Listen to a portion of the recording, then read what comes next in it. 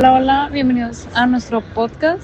Nos da mucho gusto de que estén aquí escuchándonos. Hoy vamos a hablar de un tema súper importante y que tristemente sigue pasando mucho, que es la violencia por razón de género. También vamos a hablar de los retos que existen para lograr la igualdad y la inclusión en nuestra sociedad. Este tema es importante porque muchas veces vemos situaciones de violencia como algo normal, cuando en realidad no debería de ser así.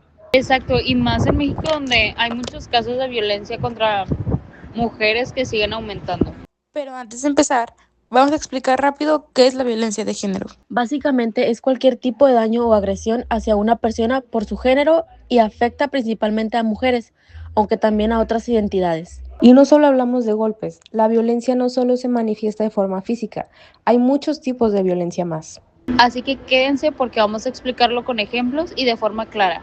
Ahora sí, vamos a hablar de los tipos de violencia de género. Primero está la violencia física, que es la más evidente, incluye golpes, empujones o cualquier agresión al cuerpo. Pero también está la violencia psicológica, que es súper común y a veces no suele notarse. Por ejemplo, cuando alguien te insulta, te hace sentir menos, te controla o te hace dudar de ti misma. También está la violencia económica, que es cuando alguien controla tu dinero o no te deja trabajar o estudiar. Otra muy importante hoy en día es la violencia digital. Sí, como ejemplo, cuando alguien te acosa por redes sociales, te manda mensajes incómodos o incluso comparte fotos sin tu permiso.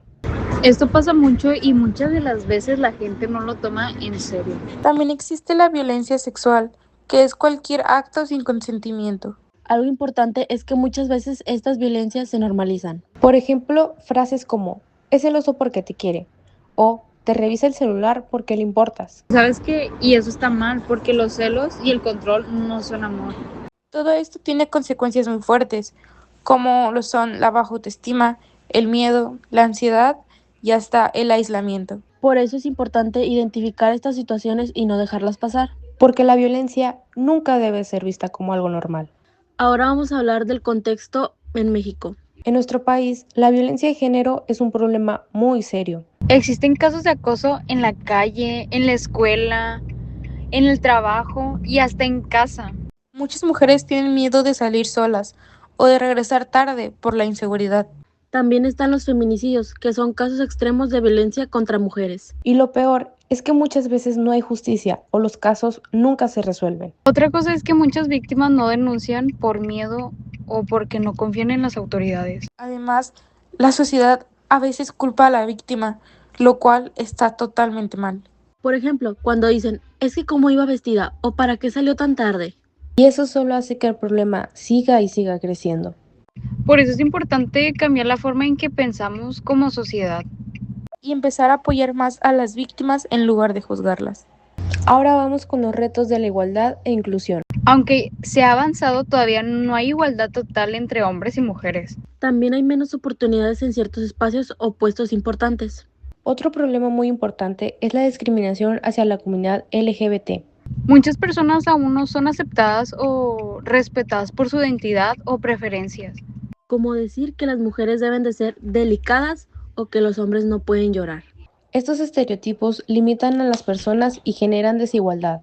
Aquí entra el lenguaje incluyente. Por ejemplo, en lugar de decir todos, decir todas y todos o usar una palabra más neutra. Puede parecer algo pequeño, pero sí hace diferencia. El lenguaje incluyente pienso que incluye la forma en que vemos el mundo. Y bueno, ya para cerrar, queremos dejar una reflexión. La igualdad y la inclusión no son un favor, son un derecho. Y muchas veces está más cerca de lo que pensamos. Por eso es importante informarnos y no quedarnos calladas. También debemos de cuestionar lo que vemos como normal. Y todos podemos aportar desde nuestras acciones diarias. Esperemos que este podcast les haya ayudado a entender mejor el tema. Gracias por escucharnos. Hasta luego.